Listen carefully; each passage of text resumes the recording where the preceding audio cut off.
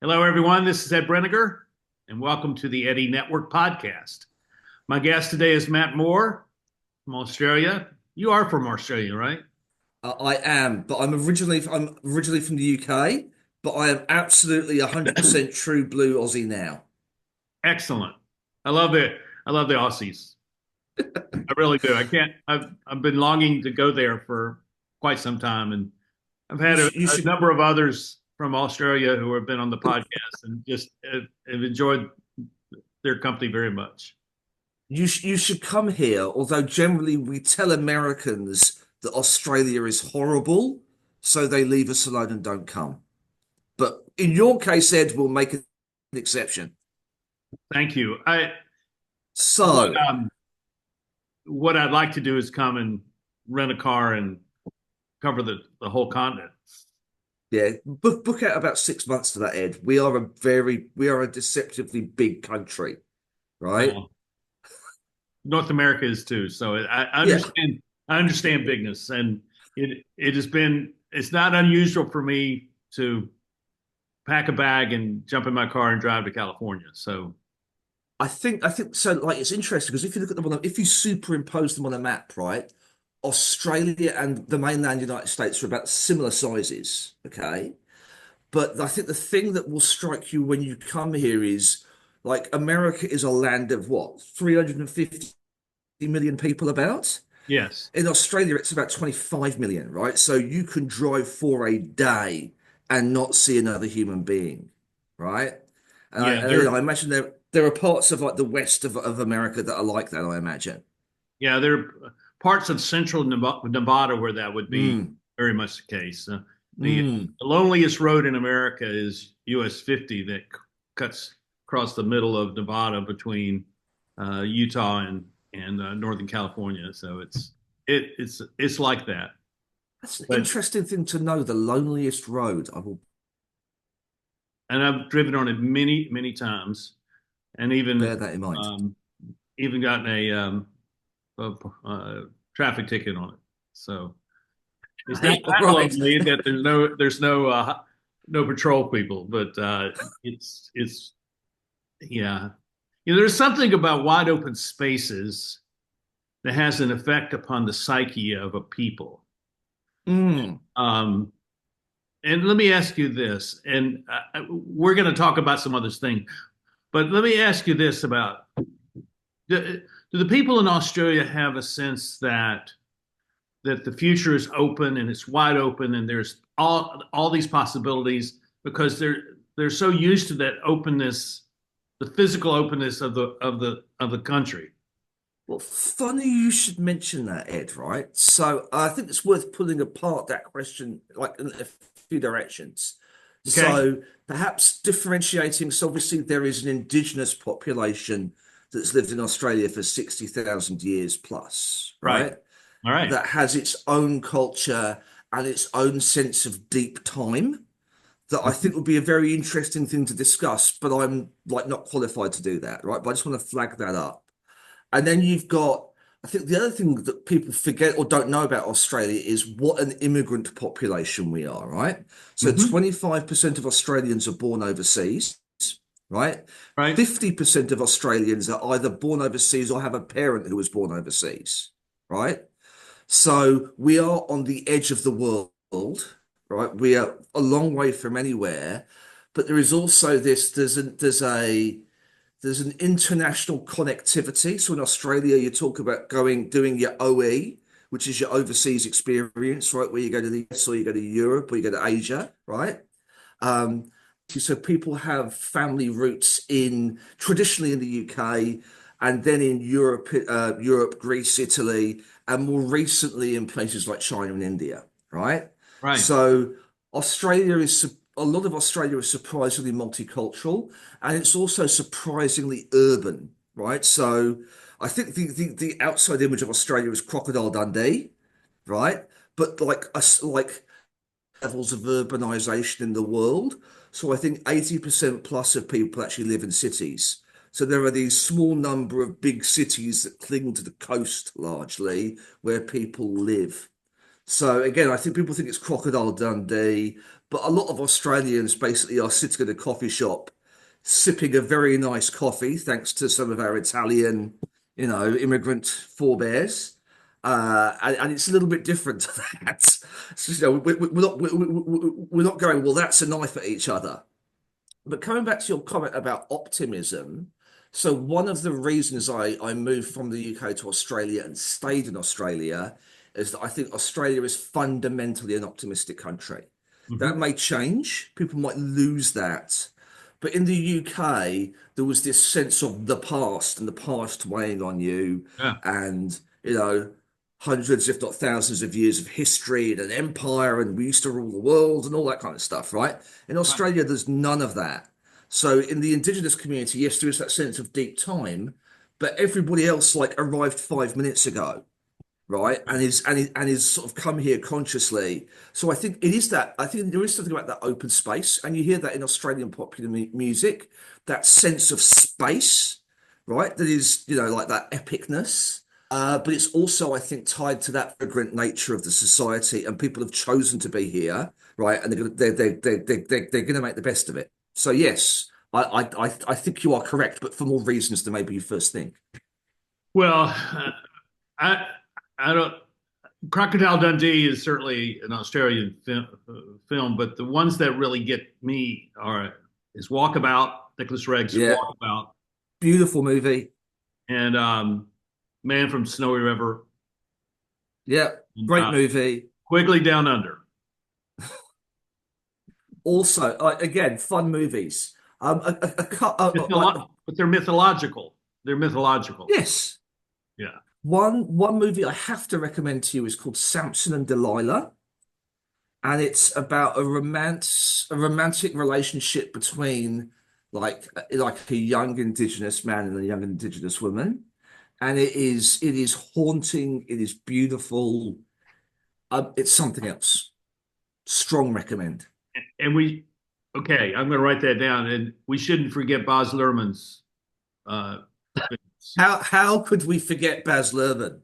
And again, I think like my favorite films are his early ones. So Strictly Ballroom is a wonderful picture of Australia in the 80s and what Australian suburban life is like.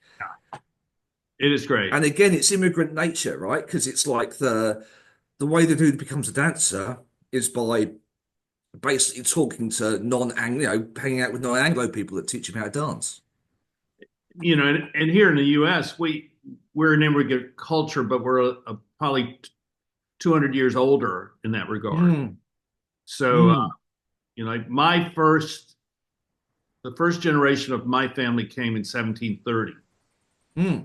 and came over from Germany, and then my Scottish ancestor and came in 1750. So we've been around a long time, and so most people that are my age have lost touch with that ancestral Mm, history. But the culture of those ancestors still lives on in in places like where I live here in North Carolina, where the the Scotch and the Scotch Irish culture mm, still is prominent in many ways. It is interesting. mm, mm. So I do want to come and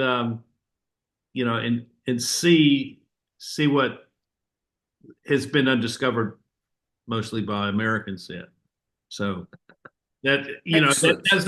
that doesn't get presented to us through the screen, which is the way we see most things. So Mm. so one day I'm coming and we'll figure that out. So we started talking, when we first logged on. Um, uh, if I remember correctly, we were introduced by Richard Merrick. Is that correct? That is correct. Yes, Ed. And how do you know Richard? So I know Richard, I know him through two routes. There's a gentleman called Johnny Moore, I know based in Johnny. Cambridge. And I've known Johnny, he's not a relative, right? I always have to say we're in no way related, right? I've known Johnny for 15, 16 years, love him to bits, talk to him many days. and we have very similar, I think, views of the world and attitudes, right? And through him, I've been introduced to Richard Merrick. Richard also participates in this thing called Dialogic Drinks that's run by Richard Claydon that Right. I often pop along to and sometimes present at, right? And I think what I find is like Sydney's a small town, the world is a small place, and if you're interested in certain things, you will naturally encounter other people that are interested in similar things, right? So the Agreed. fact that Richard and Johnny and all this kind of stuff, it's no surprise that when we start talking, we immediately sort of go into discussing the horror, the horrors of Carl Schmitt and Weimar, and you present me with Ernst Junger and all this kind of stuff, right? Well, Yeah, that's of only to be expected, Ed. Come on. course, of course. And that I mean we're for all of you who are watching, we were discussing pre-Nazi Germany and a political philosopher named Carl Schmitt. So if that's a new word or a new name to you, just kind of understand that this is where our conversation began. It it's interesting to me the pre-world the pre-Nazi era world of Europe and the post First World War world of Europe. So that period between 1919 and 1933 is such an interesting time that hardly anyone ever talks about. But that's what Mm. Carl Schmitt was writing, and And I think it's important to note, like he ended up a Nazi. He was a bad man, right? But his most interesting work was before he became a Nazi. So that's right. books like The Concept of the I think it's political theology and political Yeah, romanticism. Yeah, yeah, yeah, absolutely. yeah. They're all, I got five. I think five of his books upstairs. Yeah, fair enough. Fair enough. So I think the question you posed to me is there, you described yourself as a pre-modern post-Marxist, is that? Yeah, I've described myself that way. Why do I describe myself that way? Yeah, sure. Let's ask that question. Um, well, for one, I do not think that human beings are parts in a machine. I don't think we're machine, and we were not created for utilitarian purposes, which is what the modern world turned us into. I also don't think that the the answer is Marxism or the Marxist version of capitalism, which is what we have across the world today. And so I don't think any of the political philosophies of the last 200 years are necessarily beneficial to human life and human flourishing. That phrase human flourishing.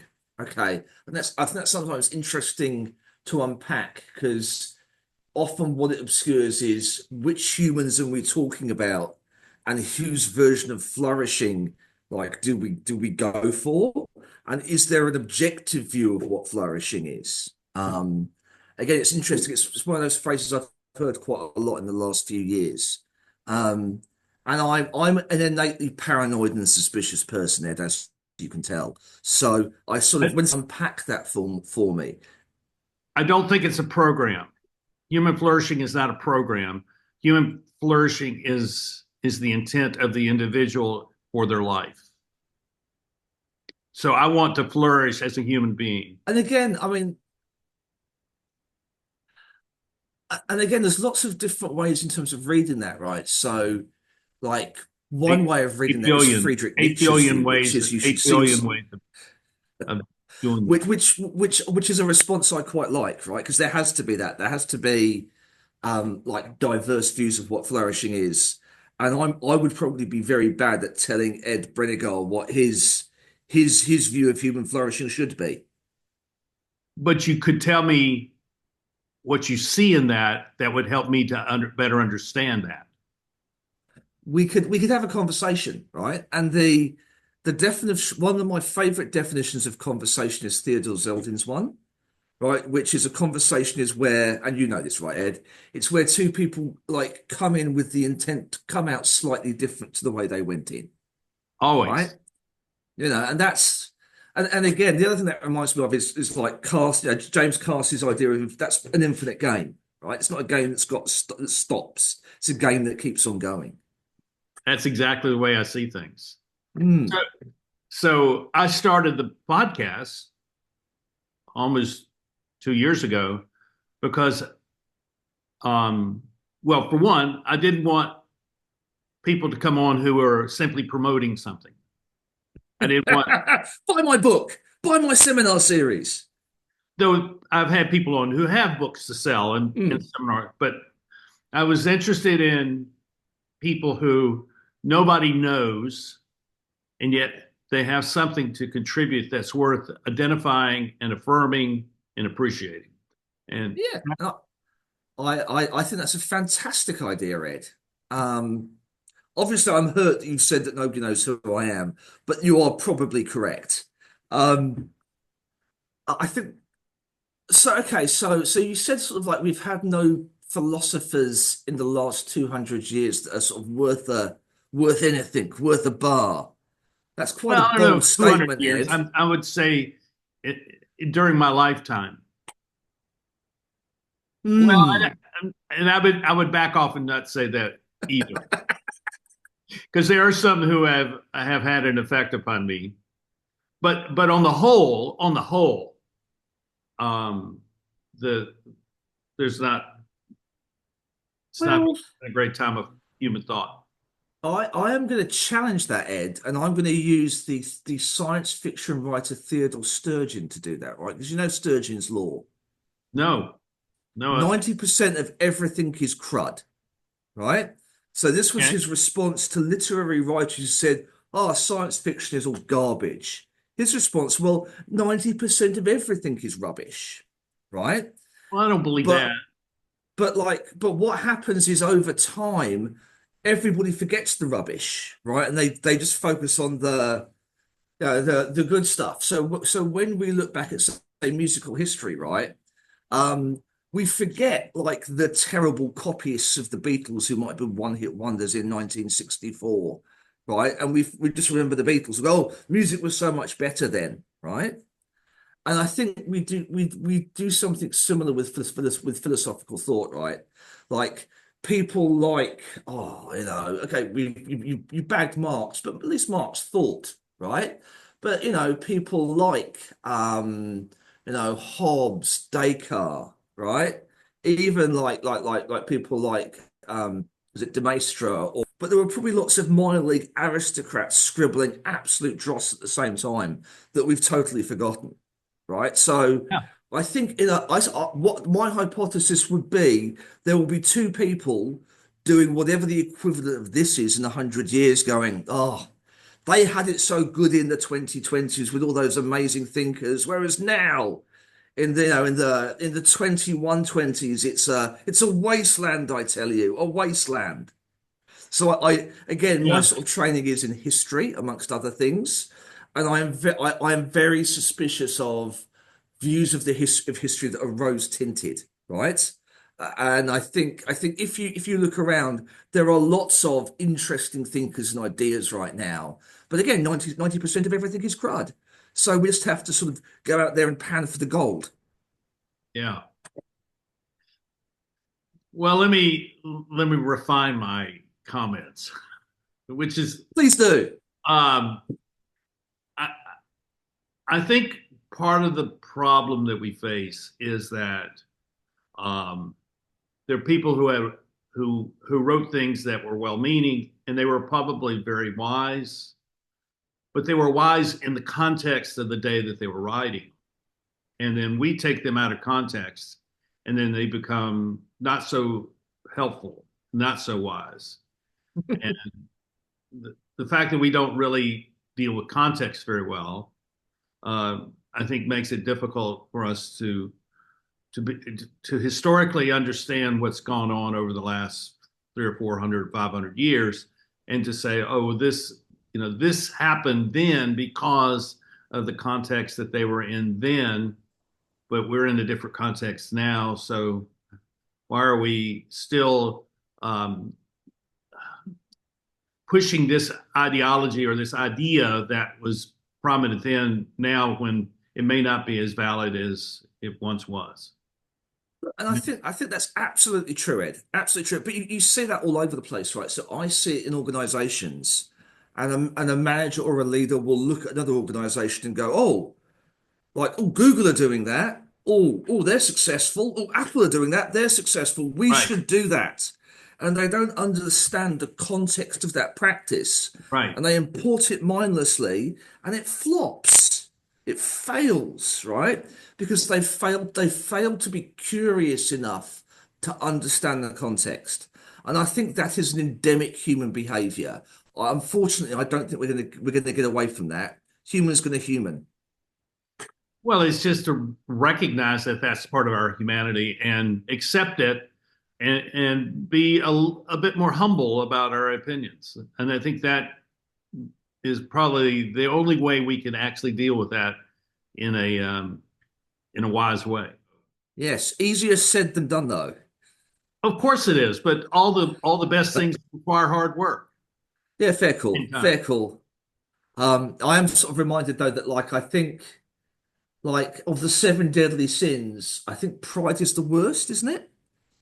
I think Dante puts it like at the worst point in purgatory, I think. Yeah. Um, yeah, I'm not up on Dante. I've never read him, but I should. I have him. He's on your shelf. It's another book on the shelf, like Carl Smith. But He's yeah, like he is like to be fair, but like Paradiso does get a bit boring, right? As it goes on, as he gets closer to like heavenly perfection. But yes, read his stuff. It is a wild ride. I'm sure it is. It's it is on my bucket list, but I have a very deep bucket, unfortunately, or fortunately. I have a long life to live, and I have a lot of time. So what is it that you do in Australia? Oh, let's not talk about my job because it's very boring. Um, I suppose over the years, many years ago, I trained to be a librarian, right? Ah, And since I've worked in marketing, learning and development, I was a knowledge manager for many years, which is where my interest in ignorance comes from. And I've sort of managed various sort of consulting and innovation teams and all that kind of jazz, right?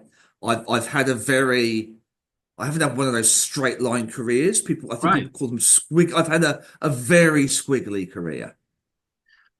So is there something to say from this squiggly career that um, provides you insight or perspective that other people would miss if they had just gone on a straight Oh, trajectory? that's what I tell myself, right? Because it certainly justifies my my life choices, I suppose. I suppose there's one interesting thing, which is the idea of the table. Okay.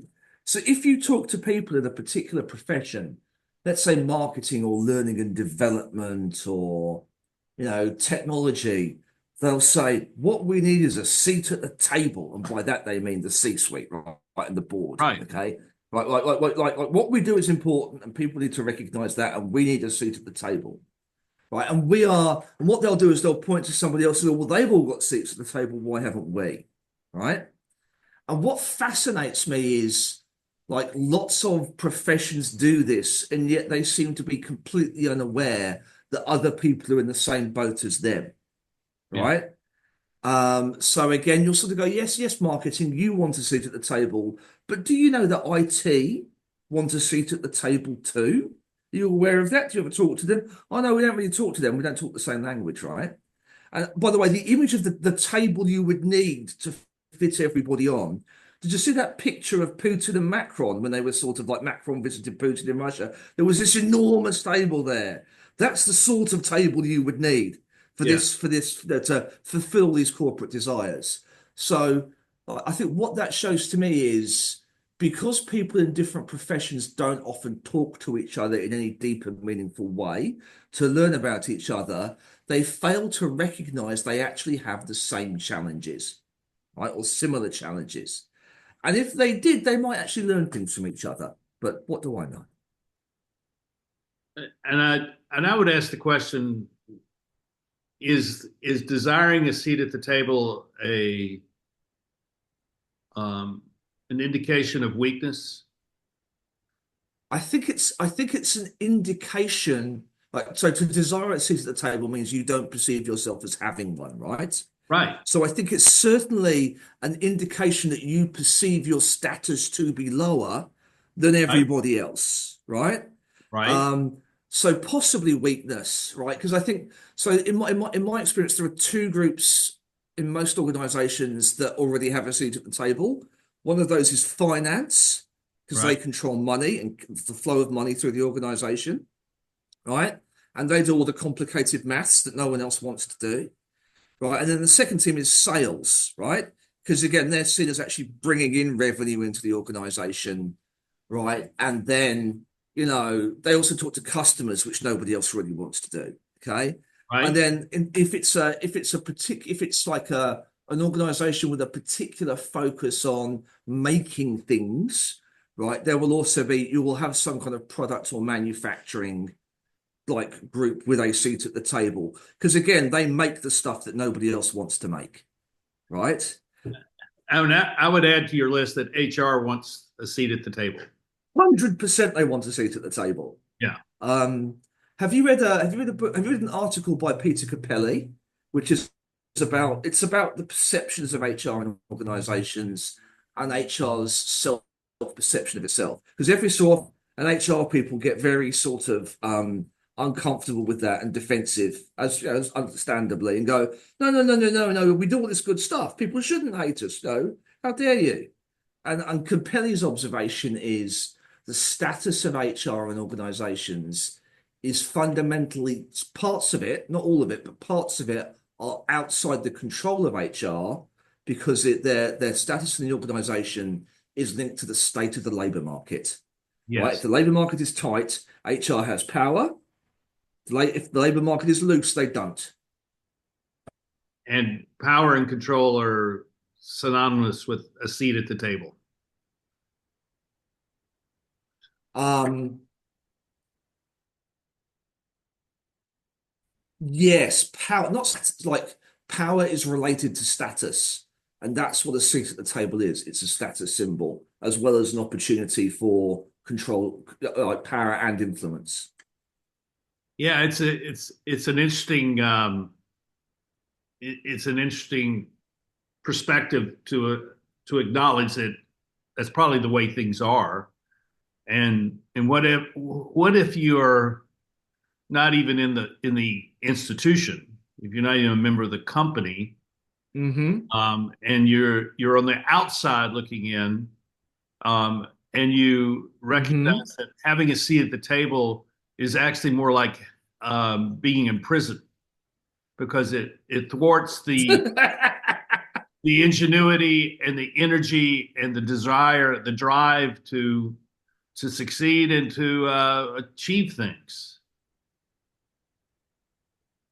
Well, I think people make those decisions, don't they, Ed, right? So for some people, like they are willing to make a bargain, perhaps a devil's pact, right? Yeah, They want the status and the money and the rewards. And also, there is a sense of achievement there as well at rising up inside an organization, right? And human yeah, beings have wanted to do that for as long as we've had institutions and organizations, right? You right. look at behaviors in the Catholic Church like 1500 years ago, it's not so dissimilar, right? In ancient Right. Rome, not so dissimilar. And I think what we forget is our organizations portray themselves as modern institutions, but largely they are pre-modern, going back to your pre-modern post-Marxist thing, Well, right? I had a friend 20 years ago. We were having lunch and we were discussing our careers and Mm. corporate guy, and he had done extraordinarily well within the corporate structure, and he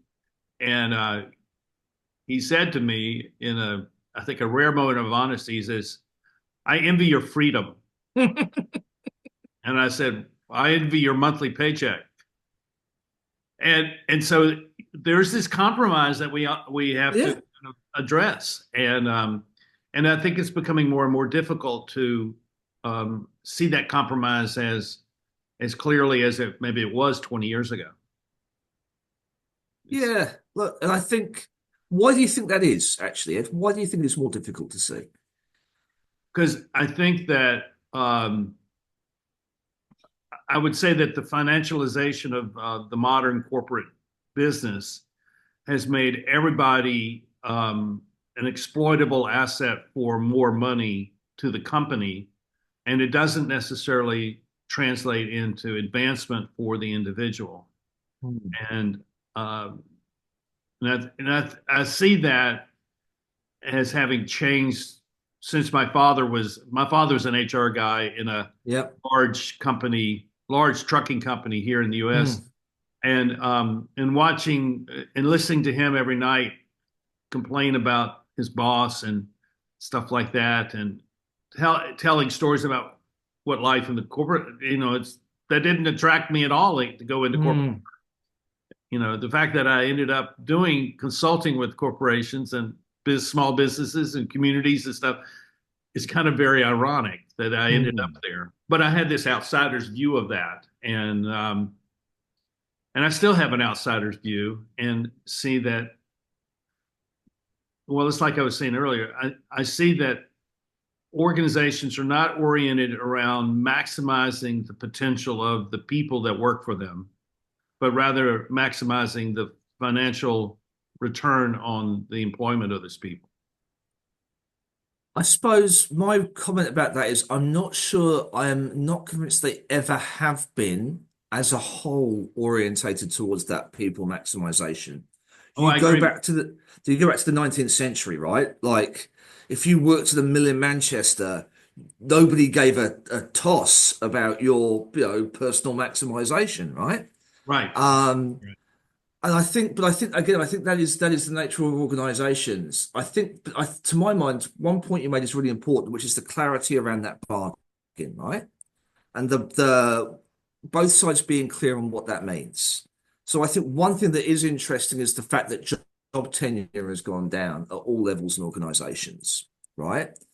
And that means things are much more transactional. Okay, so before it might be, yes, I might basically be here for a paycheck, but I'm here for 30, 40 years, right? I might spend my entire career here. Okay, which means that's a long-term relationship. That's more like an infinite game in the James Carr sense, right? Right. Whereas if I'm here for 2 years, right, and then either I will leave for a better paying job or you will fire me in a headcount reduction, right, to improve, like to make your shareholders feel warm and fuzzy, right, then it's much more transactional. It's a finite game, Right. right? Which means the relationship is fundamentally different. And I think one thing that organizations do is they talk the language of um, you know, personal improvement and fulfillment. They talk the language of family, right? And then they fail to deliver on that, right? In Right. my family, you don't fire people for 2 years to make somebody else feel good, right? That's not how families should operate. So I think there is a dishonesty, there is a disavowal there of the nature of the relationship. And in some senses, like the relationship between a consultant and a client should lack that. It's a commercial transaction, right? Yes, Right. we should like each other, but you are paying me to do a job, and then our relationship can stop, right? Might continue, but it can stop. And that is quite a clear relationship. Whereas I think employment relationships can get muddy, right? And lack that clarity. And again, I think that honesty is important for something to be healthy. I think if we're honest about all that you just described, it's a much easier situation to manage. If we just acknowledge, okay, we're not a family, we're a company, and we're hiring you to do this work, and we want you to do the very best work, and we're going to compensate you for doing the very best work, and Yeah. we will not get diverted from that. But that's we if we understand that, then I know that I can give my best and be paid, compensated for it. And then at the point in time when it becomes time to leave, they'll leave, and Yeah. but two things that I've seen. One is, Mm. and so I'm in my early 70s. Richard and I are close in age, and And having done leadership work for 40 years, Mm. roughly, what I have seen is that there was this time when my father went to work out of college for this trucking company, and he was there until the company closed when he was um, in his 60s, and um, and he was kind of the last employee because he was the HR. Mm. And Please turn out the lights on your way out. that's exactly what happened. That's exactly what happened. He had to handle all the claims that employees had against the company, Mm. had to settle those, and then he could close down shop. What I've seen since that, I mean that's that's 1980s, late mid to late 80s. What I've seen in my interactions with people, and particularly after I crossed this this threshold of my being in my 40s, is that a lot of people today are entering in their 40s and they're beginning to question that transactional experience, and they want something more from what they are doing. And Mm.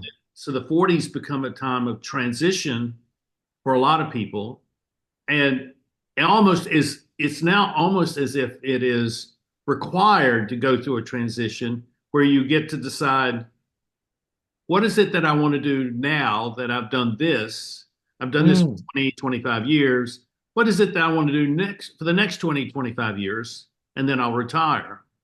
And that, that to me is a really positive development, because it tells me that people have a lot more potential and a lot more that they can offer to the world than what they have experienced in their younger decades. And so a lot of people I've coached and had conversations with, I mean, standing up in the back of a plane, flying between two places, having that conversation with someone. Mm. Like I had a conversation just last week with a young man who's 31, and he's Mm. already at that point of wanting to talk about, okay, where do I go next? What's my Mm. next thing? And that to me says that the world is really opening up to all kinds of things that were not open to my father or even to me Yes. when I was in my 40s. Yes. I think that's very nicely put it. Um, and again, like I suppose there is a trade-off there of opportunity for security, right? That's And I exactly right. think provided we are mindful about that and we're talking about it with some self-knowledge, I think it's all good. So the problems happen when we don't talk about it with self-knowledge. Yeah. And basically I say, do whatever it is you feel led to do, but just watch your money. Just watch it. Well put. Yeah, because I think a lot of us didn't, and we went through periods of time where we were sucking wind, and we somehow figured out a way to get over that and get through that, and we learned from that. Again, I think there's different variations of this model that I've seen floating around for about 15 years, and uh, it it was introduced to me by a guy that was a former partner at Ernst and Young, and then went off and became a massive hippie, right? Yeah. And it was this idea of so there is an overlap between what you're good at, right? What you enjoy doing, what is useful in value, what is useful and positive in the world, and what people will pay you to do, right? And trying to find something that meets those four criteria is ideally where you want to be, Yeah. right? But that's again easier said than done. Hmm. And I think one of the interesting things as you get older is you are clearer about what you are good at. You might even expand what you're good at over time, right? Right. And you get quite focused. You understand better what you enjoy. And enjoyment just doesn't have to mean that every moment is pleasurable, but overall you go, yeah, I'm glad I'm doing this. I don't really want to be doing something else, right? And you get better at spotting how that might be, how people might pay you for that, right? How you might monetize that. So I think as and like old people are awesome, and I wish we didn't have ageism in terms of hiring people in industries, right? But again, I think over time you can get a better sense of what that is, and what that is might change over time for you as well. What it like to your point, I think what it is for you at 20 might not what it be what it is for you at 45. or at 65. Indeed, or Yeah. 85. Actually, my wife has a 104-year-old great aunt who lives about an hour's drive from us, right? Yeah. So 70, you're a spring chicken, Ed. You've got another like 30, Well, 40 years ahead of you. I'm planning to live to 105, and Fantastic. and I'll never stop It's working. it's good to have goals. Well, well, it's also good to have family genetics on your side. It So is. It is I've got absolutely. I got an aunt who's 99, another is 97, another is 90. Both grandfathers lived to 94. So yeah, I'm just going to take care. But the thing is, I think, and this is maybe it comes back to one of the um, unintended consequences of the last hundred plus years. I mean, I'm going back to the beginning of the First World War, and kind of that was the beginning of a. It's not really the beginning, but the kind Mhm. of the beginning of this sense that we should all be global citizens, and that being global citizens means that we somehow um, uh, uh, put aside a lot of our personal desires for life in order to satisfy the needs of the whole, the needs of the whole planet. And it has different versions of that, but it really began, right after the First World War, and I think it led to the Second World War, and it led to, all kinds of different changes over the last 100 years. So that's I'm not sure I fully agree with that, but I want to unpick that. So who in your mind is the first major representative figure or thinker that starts espousing this worldview? Woodrow Wilson, Interesting. League of Nations. So you view the League of Nations as a bad idea? Well, I don't think it's a bad. I don't think it was a bad idea, but it was probably badly implemented because Oh, absolutely right. it became it was used. It was it had a if you could create a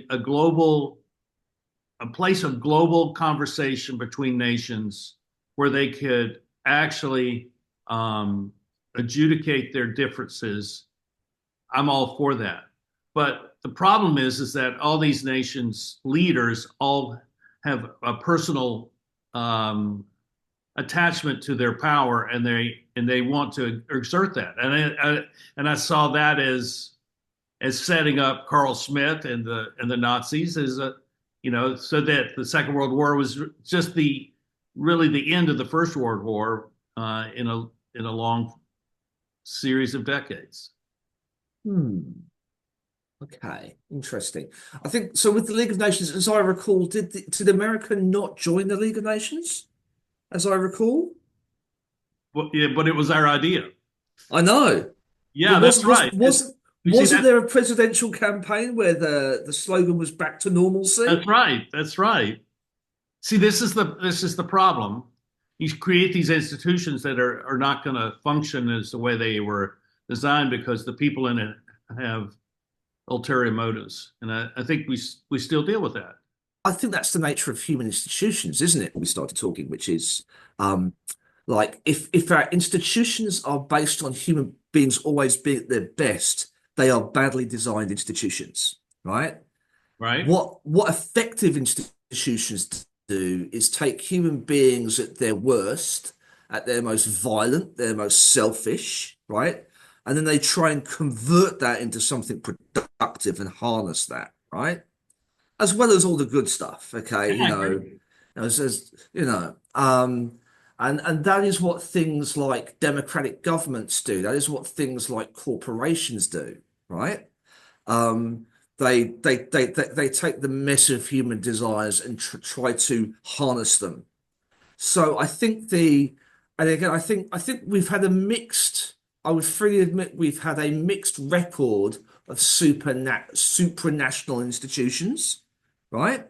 Um, but also I think that we are better trying to have them than we are not having them, right? I'm not sure. Again, I think the phrase was heavily by Headley Ball was the anarchical society, which was his view of sort of international relations. Right. I think having a full sort of a fully kind of place where there are no attempts by nations to attempt to build something more than themselves is probably going to end badly, right? So freely admit that there are lots of times that supernatural institutions screw up, but I don't think they are fundamentally mistaken ideas. Yeah, the difference between the idea and the application of the idea is can be real an interesting topic of discussion. What I see is that the larger you grow and the more powerful you become, the more difficult it is to be held accountable for your mission or your behavior.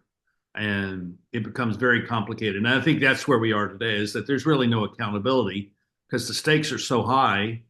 If you have you know, you have say the president of a country um, is practicing genocide and they come before the Mhm. world court. What is the penalty for a national leader who is committing genocide?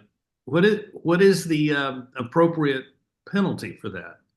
See, I think Well, that's the very least, he should get a stern talking to, right? I think. I mean, again, I mean, this might be a controversial topic, but I'm going to go on the record to say genocide is bad, Ed. well. I would expect you to say that, but you see, it's a You're political. going to come at me with a But contrarian opinion there. well, I do think that it is a political strategy. It is. I think it's a particularly horrible one, right? Um, but again, I think so it's an interesting point, right? And I think and what you see happens in practice is that only certain leaders end up in the international court charged with genocide, right? Typically ones that lose, That's right. and also don't have aren't mates with with like a hegemon, right? So I Right. think it's a valid point. But at the same time, I think like the whole idea, and again, there's a lot of discussion around the use of the term genocide, and I think it is actually overused. You know, it's like killing lots of people is bad, but a genocide is a very particular thing. Um, but again, I think having some kinds of international norms around this is good, right? I think trying to stop genocide is bad, although I would say that we in the liberal West have a really shockingly poor record of doing that and a very selective record. I agree with you. We don't get to pat ourselves on the back and tell each other how awesome we are. So, do you see? Let me ask you this: do you see that, say, over the last 20 years, we've entered into a different time where there are now no longer any secrets? Everything, Oh, everything is in view now I because, hope not. and I'm thinking of that in terms of these So, our phones as being the access yeah, of course, point right. for all kinds of things that we didn't have access to before. So it does remind me of a Russian novel called We, which I think was written in the 30s, or maybe Yeah. not actually, 20s, We, by yeah, by Yevgeny Zamyatin. Part right, of that is everybody lives in a glass, see everybody else all of the time, right? And when social media got big about 15 years ago, that's what it started to remind me of. Suddenly we could see everything about everyone. It wasn't pretty, right? But I think the thing is, we don't live in a world where there are no secrets, right? People have still got secrets, right? One thing I do is I lie a lot, Ed, right? So if you look at my social media, like some of it might be true, some of it's also a lie. right? I'm not going to tell you which. And that actually reminds. So in World War II, what they would do is to confuse radar, right? They would throw lots of metal strips called chaff out of planes, right?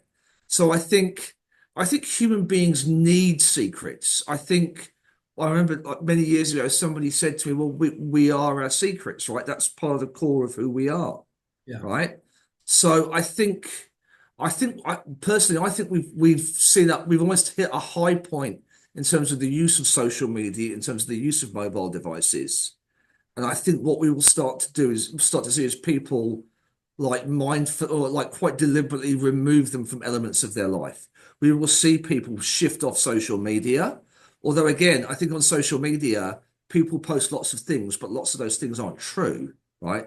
People's Instagram life is very different to their non-Instagram life, in my True. experience, Very right? true.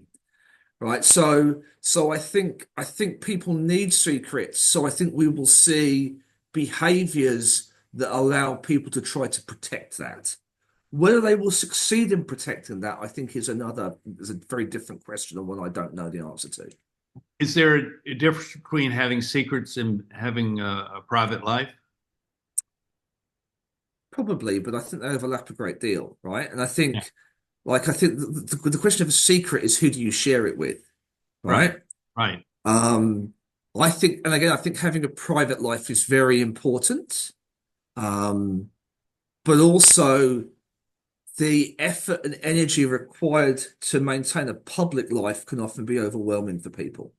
And I think that's one of the things that interests me. Is the like you? I think lots of people are constantly trying to manage the public projection of themselves. It reminds me an awful lot of Jane Austen, right? Yeah. I think one of the most insightful writers about the early 21st century is Jane Austen. Is there a particular one of Austin's books that you would recommend if people have never read her? I'll, I'm a basic bitch, so just do Pride and Prejudice. It's a great start. Yeah, it's a great one. You? Let me ask you one more question, and Sure. and and there is a sort of a hard edge darkness to all that we've been talking about today. Hmm. So what I want to know is, where do you find hope for the future? Uh, I struggled with this, and I worked it out in 2017. Right, so I wrote a piece called Cyber Realism that articulated this, and it ended by saying that like, human beings are great at screwing things up and making mistakes, and a lot of the time, those mistakes are the same mistakes, but sometimes we make new mistakes, right? Yeah. And that's what we call creativity. That's what we call innovation. And that's what gives me hope. The ability of human beings to make new mistakes. That's perfect. That's really perfect. I've never heard anyone articulate that in that way, and I totally agree with you. And being able to learn from our mistakes is one Mm, of the great um, accomplishments of humanity. You know, and absolutely. We don't do it nearly enough, but when we do it, it's pretty good. yeah, it really is. Yeah, my hope is founded upon people. I just believe Mm, that if you put people in the right context, they will do the the very best that they can if they find that the expectation is for them to do well. And mm. if they have no expectations for them, they will not do well. And it's Very nicely put, Ed. yeah, it's so that's I think we agree. And whatever is happening today, this is election day here in the US. Whatever happens today, I don't believe it is the apocalypse in any way, regardless of which party wins the election today. Look, I'm sensing a cheeky thermonuclear war. We will go on whether we like it or not. That is exactly right. So the so that's great. Matt, I really enjoyed this. I look forward to doing this again with you. And 100%, Ed. Thank you so much. And I'm going to go dig into Jane Austen, I think, um, and enjoy that book again. So Awesome. Lovely to so, talk to you, Ed. This has been an absolute pleasure. yeah, and I wish you well in all that you do, and we'll talk again, I hope. Likewise. Take care. Okay. Bye. Thank you, everyone, for watching, and we'll see you next time here on the Eddie Network podcast. Bye bye.